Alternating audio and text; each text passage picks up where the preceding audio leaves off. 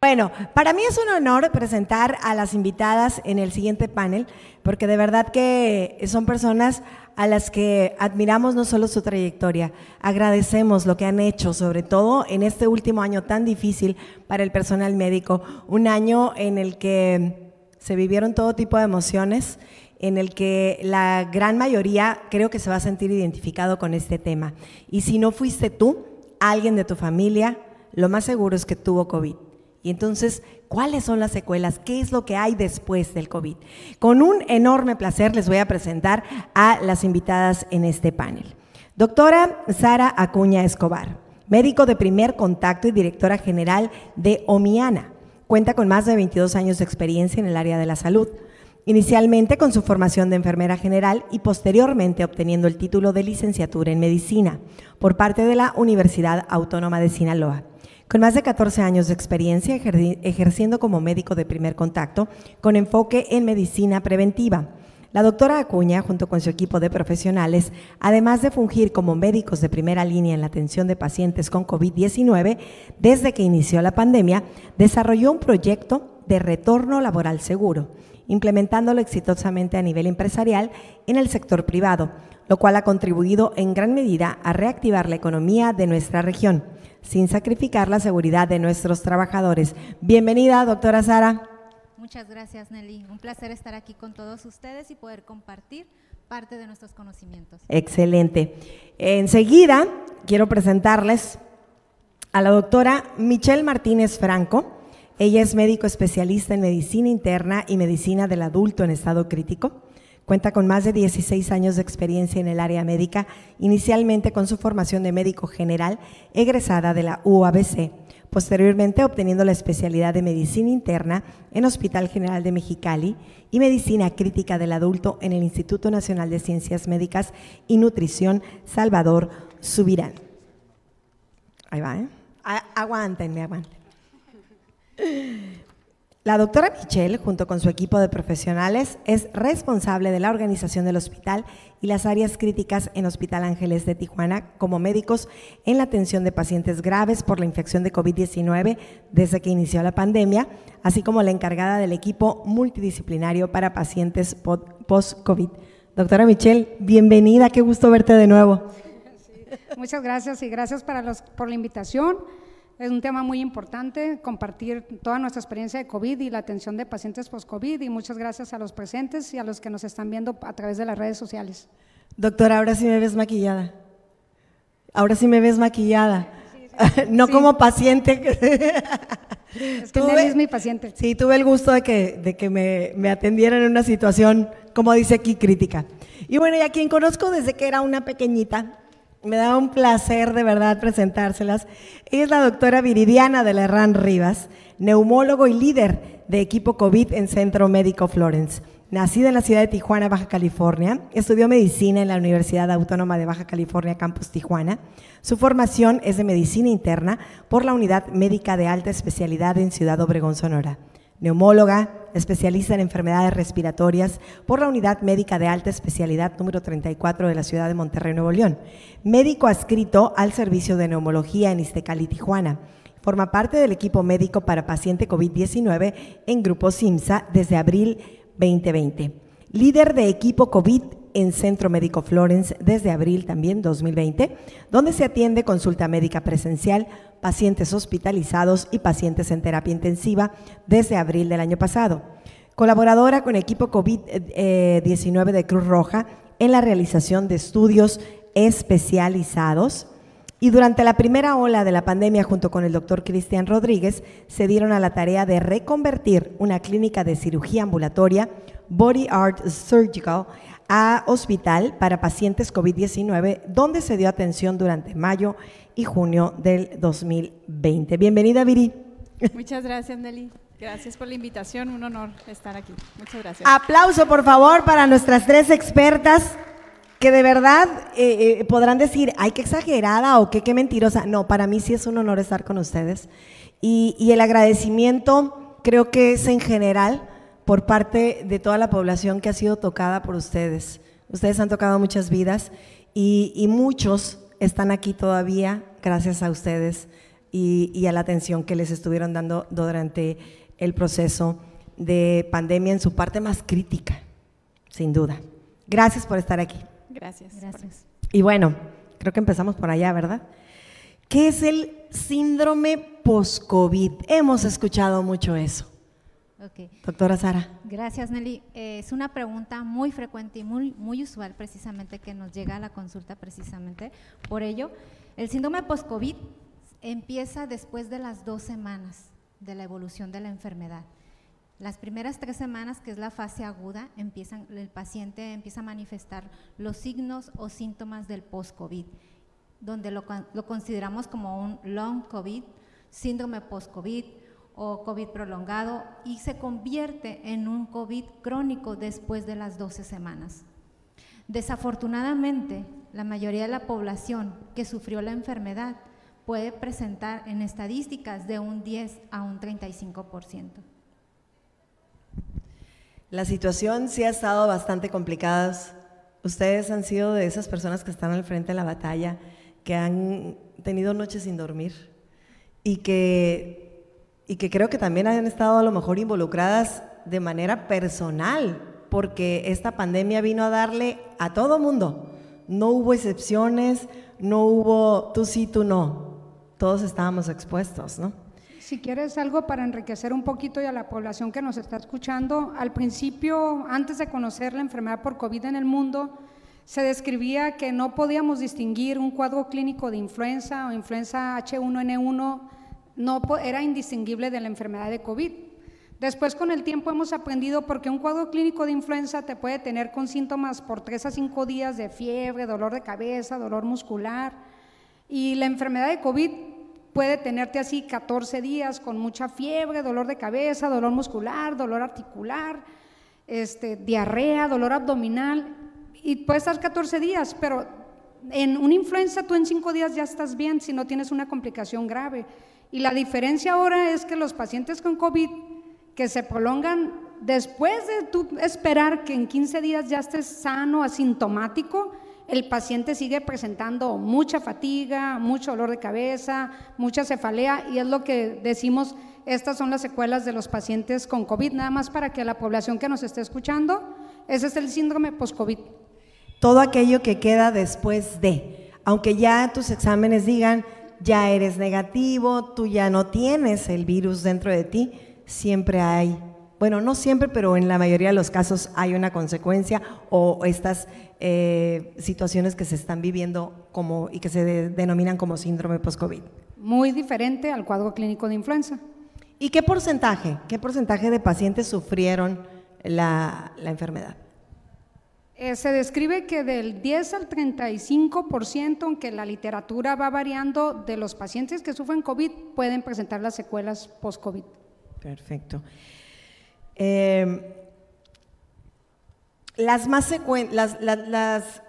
secuelas más frecuentes que se encuentran en este síndrome post-COVID, ¿cómo podríamos decir? Estas son como que las más familiares. Bueno, en los últimos 3 meses, gran parte de la consulta general que yo he visto de neumología han sido precisamente por eso, pacientes que tuvieron COVID y que van a consulta por todas estas manifestaciones post-COVID. Muy en especial conmigo, pues van los pacientes que tienen falta de aire, ¿no? O preocupación por su salud pulmonar porque tuvieron una neumonía. Pero en sí los síntomas del síndrome post-COVID son muy variados, son desde síntomas neurológicos, el paciente puede quedar con un dolor de cabeza intermitente, con alteraciones del sueño, con alteraciones del ánimo, pueden tener intermitencias de pérdida del olfato y el gusto, pueden tener intermitencias de síndromes diarreicos incluso, dolor de huesos, músculos, articulaciones, es muy complejo, es un síndrome que se da por múltiples síntomas, signos de todo el organismo. En lo que respecta a mi área, que es el área respiratoria, la falta de aire es multifactorial. Podemos encontrar muchas causas de falta de aire, que es la principal causa de consulta después de que tuvieron COVID conmigo, ¿no? Porque le sigue faltando el aire y por esa preocupación que tiene el paciente de que le haya quedado una fibrosis o una lesión en su pulmón que lo vaya a incapacitar más adelante, ¿no? Entonces la falta de aire post-COVID pues puede ser desde síntomas bronquiales que no son precisamente por una neumonía, sino por una hiperreactividad que tuvieron después de una agresión como es esta enfermedad viral. Puede ser sí, porque todavía traen algunas lesiones pulmonares que están en resolución y que el tiempo van a ir sanando, y incluso pueden tener una falta de aire por alteraciones emocionales incluso, o por enfermedades cardiovasculares que también son comunes que queden en el síndrome post-COVID. Y a lo mejor si tuvieron un COVID que no estuvo tan fuerte, tan grave o que tuvo tantas manifestaciones, puede generar también un síndrome post-COVID a pesar de que durante la enfermedad no estuvieron tan graves. Exactamente, sí. Digo, no hay ninguna correlación entre la gravedad y la presencia de las secuelas, porque nosotros podemos pensar que un paciente que cursó con enfermedad leve, que no se complicó, la va a pasar muy bien, pero el paciente sigue refiriendo mucha fatiga, mucha debilidad, mucho ataque al estado general, no se puede reincorporar a las actividades de la vida cotidiana. Tú esperarías, sí es mucho más frecuente en un paciente que estuvo hospitalizado, en un paciente que estuvo grave, pero no hay que, cualquier paciente que haya tenido enfermedad de COVID tiene que ser sometido para ver si tiene secuelas post-COVID. Hay que tomarlo mucho en cuenta porque a veces nos preocupa quienes estuvieron muy graves, que incluso estuvieron hospitalizados, y entonces lo quieres andar cuidando porque, ay, no, quién sabe qué le vaya a pasar, entonces hay que con pincitas. Y a quien no presentó a lo mejor alguna situación grave, sino que fue un dolorcito de cabeza, algún problema mínimo, ay, parecía que tuvo gripita, así, pero resulta que esa persona se descuida y resulta que pueda tener secuelas más complicadas.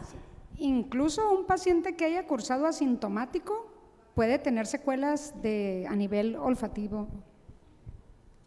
¿Cómo detectamos, doctora Sara, de repente, a pesar de que ya pasó más de un año, hay personas que todavía de repente te dicen, ay no, nada más me dio una gripa, ahorita tengo una gripita, es gripa, y no se hacen el examen, minimizan la situación? ¿Cómo detectar o cómo tú poder analizar cuando llegan de primera contigo? Es muy importante precisamente abordar sobre todo los signos o síntomas que empezamos a presentar posterior a la infección. Como cualquier enfermedad, inmediatamente lo que debemos de hacer es acudir con nuestro médico, sobre todo de primer contacto, para la evaluación clínica si estamos presentando algún cuadro de depresión, como lo menciona la doctora, ansiedad, trastorno de dolor torácico, algún síntoma que nos quedó posterior a ello, acudir con el médico para saber qué es lo que está pasando con nuestro organismo a través de un chequeo básico. Si lamentablemente la persona dejó transcurrir mucho tiempo, recordemos que las enfermedades, entre más pronto podamos abordarlos, más rápido podemos evitar posibles complicaciones, pero si ya tenemos más de un año con ella, pues posiblemente ya esas secuelas sean irreversibles. Entonces sí es importante que la población sepa que una vez que tuvimos la enfermedad, es importantísimo acudir con tu médico que te dio de alta, en este caso si estuvieron hospitalizados, regresar con tu médico internista, neumólogo, y si fue una atención ambulatoria, bueno, pues regresar con tu médico primario. Es muy común también que si a mí me dio, yo comparto la experiencia, tómate esto, con esto te vas a aliviar. Es muy común que la tía, que la vecina, que a alguien le funcionó un remedio, pero no quiere decir que a todos les va a funcionar o que no quiere decir que todos tenemos el mismo diagnóstico. Entonces, ¿quiénes deben de evaluar a los pacientes con secuelas? Ay, Nelly, te voy a hacer un poquito una pausa para que el público que nos está escuchando, porque es muy importante, es dar una panorámica bien grande de todo lo que son las secuelas post-COVID. El síntoma más frecuente, fatiga, debilidad, cansancio. Otro síntoma muy frecuente que ya nos dijo la doctora Lerrán es la sensación de falta de aire, que es la disnea, clínicamente es el término clínico. El dolor torácico, los pacientes tienen dolor torácico. A mí en lo personal tuve que ingresar a 2 pacientes que fueron ingresos innecesarios porque me hablaban por dolor torácico y les hice la reevaluación y estaban estables.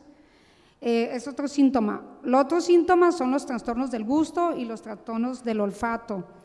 Otro síntoma muy común es el insomnio, para reconocer todo, porque el espectro es muy amplio. Hay quien está sufriendo trastornos del sueño, insomnio, porque son muchos los trastornos del sueño, depresión, ansiedad, ¿okay? Todos esos son las sintomatologías que pueden tener, o diarrea, una panorámica general, no sé si se me pase, depresión, ansiedad, diarrea, náusea, vómito, es un tema. Y luego ya, algo muy importante que ahorita nos comentó, una persona joven que tiene síntomas respiratorios muy leves, es cualquier gripita, alerta, aguas, porque ahorita la variante Delta se caracteriza por afectar es la que más está circulando, y se caracteriza por afectar a personas muy jóvenes, no vacunados entre los 20 y 30 años.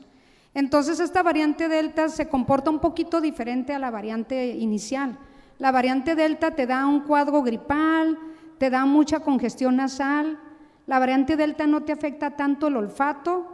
Entonces, no minimicen algún paciente joven que tuvo cualquier cuadro gripal. Hay que tomar medidas de prevención y hacer pruebas diagnósticas. Bueno, fuera una belleza que a todos nos pasara eso de que te quedas sin olfato, porque ya sería un indicador. Los demás síntomas están complicados porque se pueden confundir fácilmente. Pero sí es importante acudir con un especialista y no creer que porque a alguien le funcionó la receta, a todos nos va a ir igual, ¿no? Claro, de hecho, pues eso es a lo que me enfrento también todos los días, ¿no? Cabe mencionar que los pacientes que tuvieron una neumonía por COVID, el proceso de regeneración del pulmón tiene un tiempo de duración. El paciente puede curarse de la enfermedad, pero las manchas en el pulmón tardan en sanar alrededor de 3 a 6 hasta 8 meses, dependiendo de la gravedad que tuvo en su momento. Pacientes que tuvieron una neumonía leve pueden incluso en un mes ya la placa de tórax o la tomografía puede estar limpia, pero hay pacientes que nos lleva un poquito más de tiempo. Pero todas esas manchitas que se les hizo en el pulmón, que es la neumonía, habitualmente logran sanar en un 90 o un 95% de los casos. Hay ciertos pacientes que tienen antecedentes de otras enfermedades, por ejemplo, los pacientes, los grandes fumadores, o que ya tenían lesiones en su pulmón previo, que sí pueden quedar con mayor limitación funcional post-COVID, pero la gran mayoría de la gente, el pulmón se recupera. Y esto hago mención porque al salir del hospital, pues obviamente el paciente se siente muy ansioso, se siente muy temeroso de no poder recobrar las actividades cotidianas que tuvieron previamente a COVID, porque sienten una limitación real. Muchos de ellos incluso salen con oxígeno, y eso es una pregunta muy común: ¿cuándo voy a dejar el oxígeno? El pulmón es un órgano súper noble que tiene una gran capacidad de regeneración, y el tiempo hace lo suyo. Nosotros tenemos que hacer lo pertinente como médicos. El paciente con la rehabilitación pulmonar es una herramienta muy poderosa que tenemos al momento que el paciente sale del hospital, y el tiempo va a ir sanando esas heridas, ahora sí, ¿no? Que el tiempo va sanando esas heridas. Yo les recomiendo que, por ejemplo, la tomografía de tórax, al darse de alta del hospital, yo la sugiero alrededor de 3 meses después del alta a domicilio. En el primer mes le doy seguimiento con otro tipo de estudios más sencillos, pero el tiempo hace que el paciente recobre de nuevo sus actividades cotidianas en la mayoría de los casos. No hay que dejarlo como que ya lo tuve y ya pasó. Andaba por aquí alguien hace ratito que le dio COVID y que ya va por la segunda, acaba de terminar la segunda vez, ¿verdad?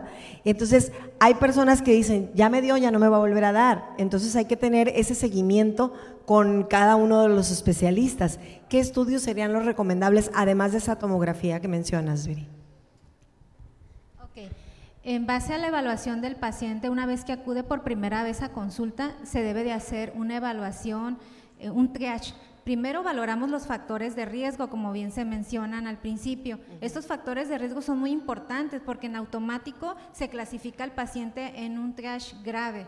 Pues posiblemente ese paciente estuvo hospitalizado, requirió de ventilación mecánica o oxígenos alto flujo, entre otros factores. Al ser un paciente en automático que llega a la consulta como factor o grave, se debe derivar con su médico especialista.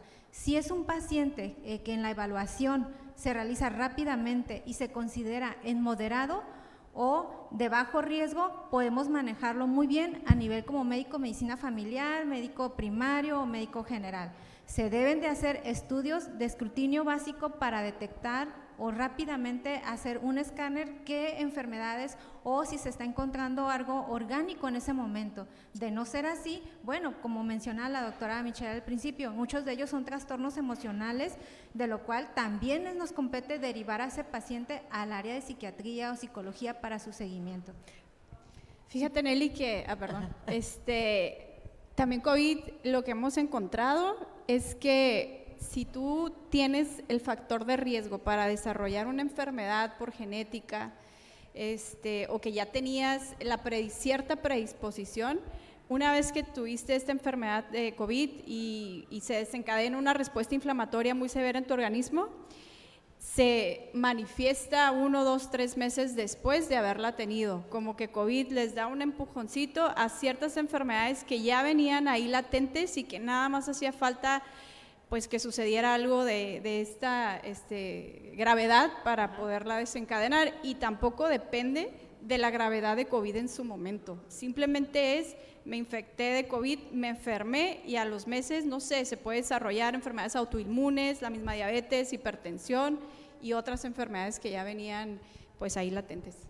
Ibas a mencionar algo, ¿verdad, Sí, doctora? bueno, sí, la enfermedad de COVID nos puede hacer que debuten o que reconocer, más que nada, reconocer enfermedades que preexistían como la diabetes, hipertensión. Y algo igual, para transmitir al público que nos está escuchando, es todo paciente que se recupera de COVID, que haya tenido enfermedad leve, moderada o severa, tiene que ser evaluado para ver si presenta secuelas post-COVID. Y una manera rápida de cómo reconocer un paciente es clasificar a nuestros pacientes si son de riesgo bajo, de riesgo moderado o de riesgo alto. ¿Quién sería un paciente de bajo riesgo? Un paciente de bajo riesgo es una persona joven, entre 20 y 40 años, que no tiene ninguna enfermedad asociada, no es diabético, no es obeso, no es hipertenso. Ese es paciente de bajo riesgo, le va a ir muy bien, pero eso no excluye que él pueda tener secuelas post-COVID. ¿Okay? ¿Se entiende? ¿Lo entienden aquí? Perfecto. Okay. Hace ratito, un paciente de riesgo moderado, porque quiero que los entienda bien la población, es un paciente joven, entre 20 a 50 años. Los pacientes más graves de COVID son arriba de los 60 años. Pero vamos a decir, es un paciente de 20 a 60 años que tiene obesidad o que tiene un embarazo o tiene una enfermedad hepática, una enfermedad cerebral, una enfermedad cardiovascular, tiene insuficiencia renal crónica o tiene una hepatopatía o una enfermedad crónica. Ese es un paciente de riesgo moderado, porque está joven, pero tiene una comorbilidad, tiene diabetes, obesidad, hipertensión, embarazo, riesgo moderado. Un paciente de alto riesgo es un paciente que requiere hospitalización y que tiene todas las comorbilidades, que requiere oxígeno a altas concentraciones, alto flujo, que estuvo en una unidad de terapia intensiva. Entonces ya cuando llegan con el médico primario, porque aquí lo más importante es que lleguen con un médico primario y digan, este paciente es de bajo riesgo, ese paciente lo puede seguir viendo un médico de atención primaria, un médico familiar. Si el paciente es de riesgo moderado, coexisten enfermedades o es de riesgo alto, ese paciente ya lo tiene que ver un equipo multidisciplinario, porque la pregunta es, ¿quién tiene que ver a cada paciente?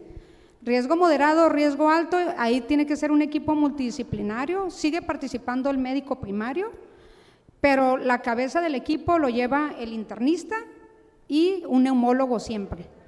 Y de ahí, al evaluar a las secuelas post-COVID, si el paciente tiene alteraciones psiquiátricas, lo tiene que ver pues un psiquiatra, aunque los internistas podemos manejar mucho depresión y ansiedad. Si tiene estrés postraumático, incluyes al psicólogo. Si tiene deterioro nutricional, incluyes al nutriólogo. Si hubo mucho impacto de la enfermedad sobre su estado nutricional, tienes que deterioro funcional, está débil, no camina, porque el paciente no llegó por una embolia, llegó por un problema respiratorio, pero sale del hospital sin caminar.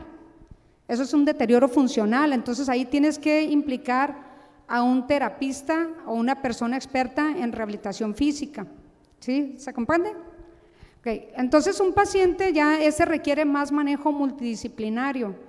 Y el paciente que está de riesgo alto, que salió del hospital, es un paciente que viene con el impacto de haber sufrido COVID en su organismo. y viene con el impacto, viene con enfermedades preexistentes que nosotros como internistas especialistas tenemos que tratar, la obesidad, enfermedad cardiovascular.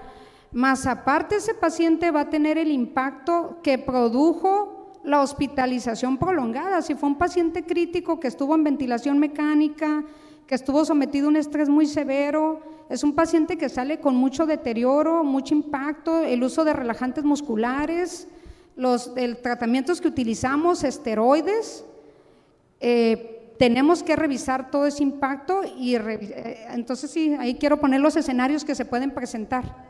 Entonces el paciente requiere muchísimo cuidado, mucho cuidado en casa, mucho seguimiento y también pensar que puede presentar complicaciones después del egreso. Complicaciones, ¿cuáles son las complicaciones descritas por COVID? Eventos vasculares cerebrales, eventos coronarios, trombosis venosa profunda, tromboembolia pulmonar y más descompensación de sus enfermedades. La situación se oye bastante complicada y lo es, como tal. Ahorita las tres mencionaron una situación que llama mucho la atención, que en algún momento determinado es muy probable que ocupen de un psiquiatra, que se necesite un psiquiatra y dicen, ¿por qué si me dio COVID si no estoy loco?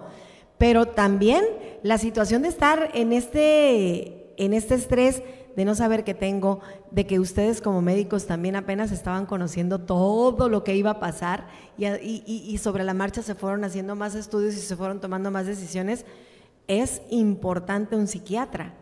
Y no quiere decir que estamos locos, ¿no? Sí, definitivamente eso lo vivimos todo el año, tanto los médicos como los pacientes. Yo siempre he dicho, este año, bueno, desde a finales del 2019-2020, ha sido el año que le hemos dado gran importancia a la salud, pero la salud mental tomó un punto sumamente importante, un lugar privilegiado que por fin volteamos a ver la salud mental como una necesidad.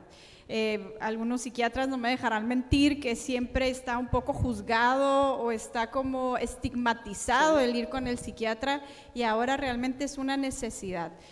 COVID como tal te genera alteraciones psiquiátricas por una encefalitis que provoca el mismo virus, que incluso los pacientes pueden experimentar alucinaciones, terrores nocturnos, etcétera, y eso se vive en el hospital. Pero aún así, como comentaba la doctora Michelle, el estrés postraumático y lo que genera en la familia ese riesgo de que el paciente realmente siente que su vida está en peligro. Entonces el paciente tiene una sensación de muerte en las próximas semanas y eso te genera unas alteraciones psiquiátricas que deben de ser tratadas, ¿no? Entonces yo considero que este año definitivamente le dimos importancia a la salud en general, pero la salud mental y en este caso la salud respiratoria pues han tomado un punto muy importante, ¿no? Y todo esto, aparte de las secuelas que mencionaron ya, de todas las cosas que nos pueden llegar a pasar si tú ya tuviste COVID y todo aquello que de manera física te puede pasar, la situación emocional o la situación mental, y de repente te dicen, bueno, ok, regresas a trabajar, te reincorporas. El miedo, el pánico, el estrés, el volverte a enfrentar con la gente, el que de repente no quieres que nadie se te acerque. ¿Cómo manejar esta situación? ¿Cómo reincorporarse al mundo laboral, al mundo en general? Gracias, Nelly. Definitivamente es muy variable porque cada paciente se maneja de manera diferente. De acuerdo a la evolución de la enfermedad, pues es el alta médica que se va a decidir.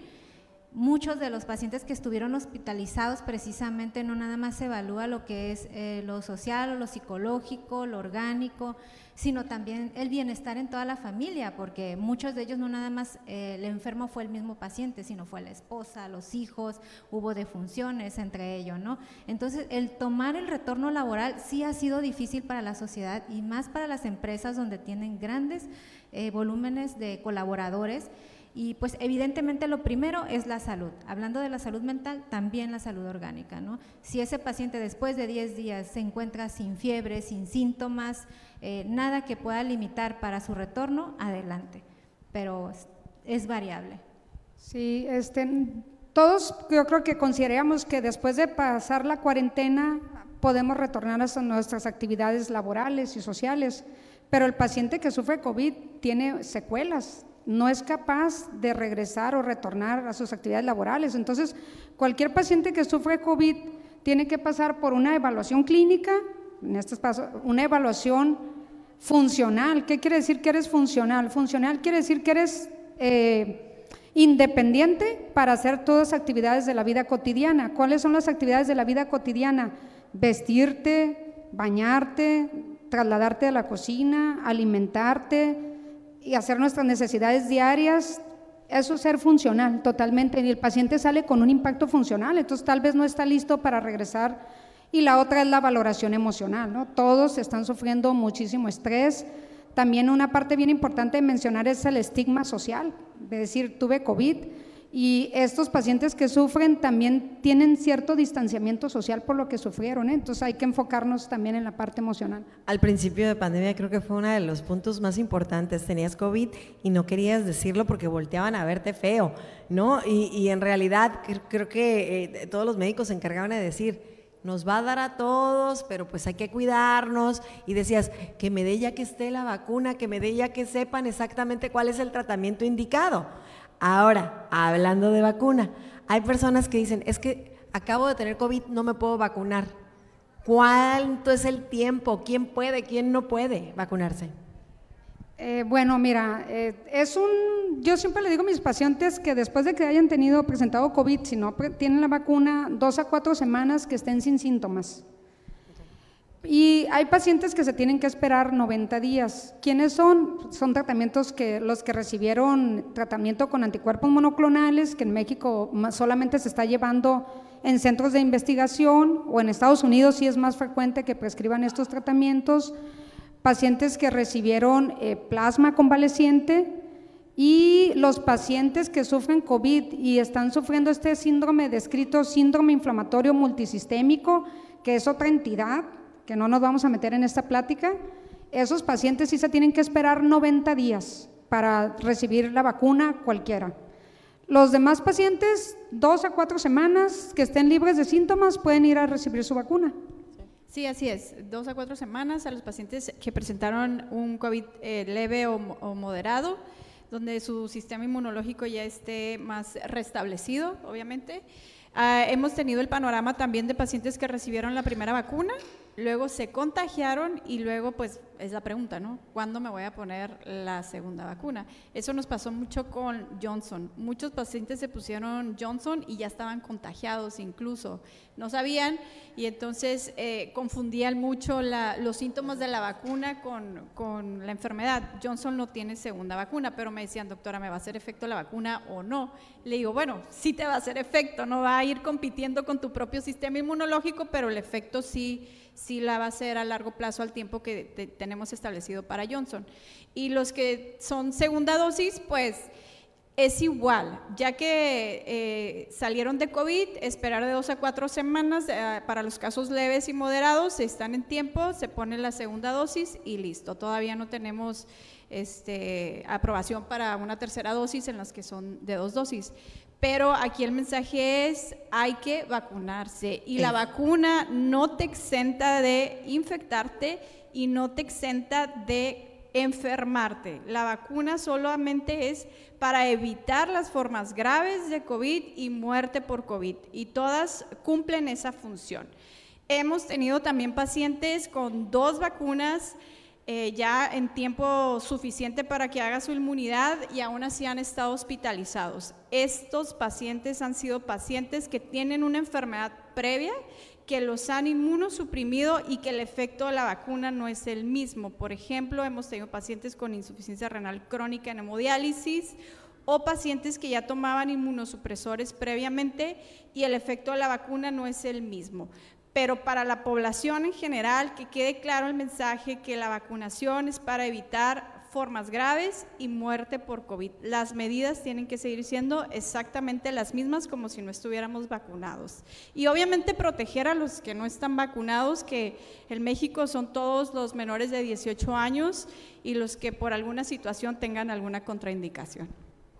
Esto y me atrevo a decirlo como parte de medios de comunicación, de que te enteras de muchas cosas, de que a veces estás haciendo alguna investigación con el público, y como parte también, en mi caso en particular, que trabajo para el equipo de béisbol y que fue una de las sedes, el estadio donde se estuvo aplicando la vacuna, ha sido increíble que mucha gente te dice, ay, no me la voy a poner porque, ay, ¿a poco tan rápido sacaron la vacuna?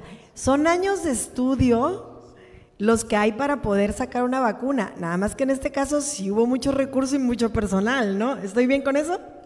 Bueno, es que hemos tenido 3 pandemias por coronavirus. La primera pandemia fue la de SARS, y luego fue la de MERS del Medio Oeste, y luego viene esta de enfermedad de COVID. Entonces, desde entonces ya se estaban investigando vacunas en el mundo. Y otra de las cosas también que se han estado escuchando mucho es que Delta es más peligroso, pero no es que sea más peligroso, es más contagioso según supe. ¿Estoy en lo correcto? Así es. Finalmente, pues con la nueva cepa, antes se decía con la anterior que si una persona se infectaban eran 2 o 3, actualmente pueden ser hasta 9 personas. Una persona puede contagiar hasta 9 personas. Entonces, por favor, cuídense, sigan las indicaciones, y nuestro mensaje es prácticamente continuar con la prevención. Continuemos usando la mascarilla, la sana distancia, el lavado frecuente de manos, y por favor, apliquémonos la vacuna por nosotros y por nuestros hijos. Su mensaje final de cada una de las 3, por quiero favor.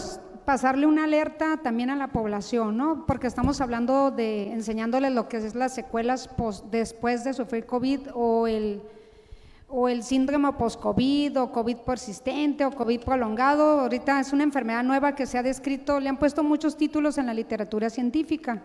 Ya dijimos los síntomas, pero si un paciente después de 15 días de tener COVID presenta fiebre, eso no es secuela de COVID. Ese paciente tiene que ser reevaluado porque existe la posibilidad de que tenga una sobreinfección bacteriana, existe la posibilidad de que tengan una infección por un hongo. Nosotros en medicina decimos infecciones fúngicas como aspergilosis, ahorita también infecciones por mucormicosis.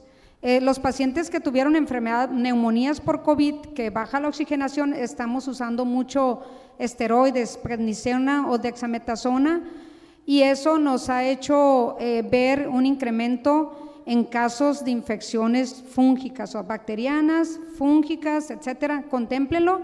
No sé si han escuchado en la literatura en los medios lo del hongo negro, es mucormicosis. Yo ya me tocó tratar un caso muy difícil de un médico que tuvo sinusitis, se trató con esteroides, presentó una sinusitis muy severa, hizo una osteomielitis en cráneo con una infección bacteriana por Serratia y infección por mucormicosis, y fueron 3 meses de tratamiento antifúngico y 3 meses de tratamiento con antibióticos intravenosos. Afortunadamente pues está ya dado de alta al paciente. Entonces ese alerta, ¿no? Fiebre no es una secuela post-COVID.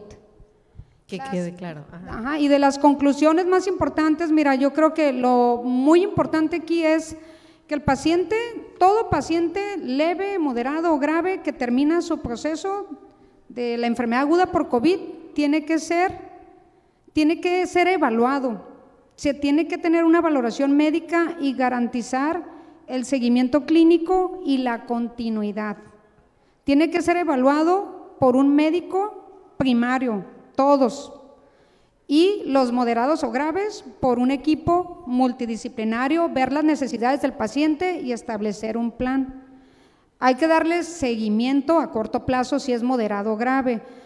Y otra es, en todos los pacientes tenemos que estarlos vigilando para prevenir complicaciones o reconocer cualquier complicación que un paciente pueda tener para tratarlos oportunamente y poder salvar a un paciente con una complicación de COVID. Muchísimas gracias. Viri. Bueno, mi mensaje principal sería que no podemos hablar todavía en pasado, la pandemia continúa, obviamente ha cambiado durante el tiempo, cada uno de los picos de la pandemia ha sido distinto, este último ha sido muy diferente por la gran cantidad de personas vacunadas afortunadamente, pero también esta nueva cepa ha atacado más a jóvenes, a adolescentes, a niños, y eso no lo habíamos visto el año pasado. Entonces, tenemos que seguirnos cuidando, tenemos que seguir con los pilares de prevención, que es el uso de cubrebocas, distancia, lugares ventilados y por supuesto la vacunación, y que todos los pacientes o todas las personas que estemos vacunadas, por favor, no nos confiemos, cuidemos a nuestra población y como siempre les digo, esto es un trabajo en equipo. Yo en lo personal creo que todavía nos faltan algunos meses por recorrer, pero es un trabajo que tenemos que seguir haciendo todos y yo sé que es desesperante estar en esta situación, pero va a terminar, es momentáneo, va a terminar, vamos a darle importancia a lo que tiene y podemos salir de esta pronto, esperemos. Muchas gracias. Muchas gracias. No, pues agradeciendo de verdad la presencia de cada una de las tres doctoras, la doctora Viridiana de la Herrán Rivas, la doctora Sara Acuña Escobar y la doctora Michelle Martínez Franco. Sin duda es un gran honor y un privilegio que se hayan tomado tiempo de su agenda, que sé que es muy, muy apretada, que ustedes han estado al frente en esta batalla con todo el equipo con el que trabajan y que se hayan tomado el tiempo de estar aquí con todas las mujeres actuales y con toda la gente que nos está viendo, de verdad que se los agradecemos.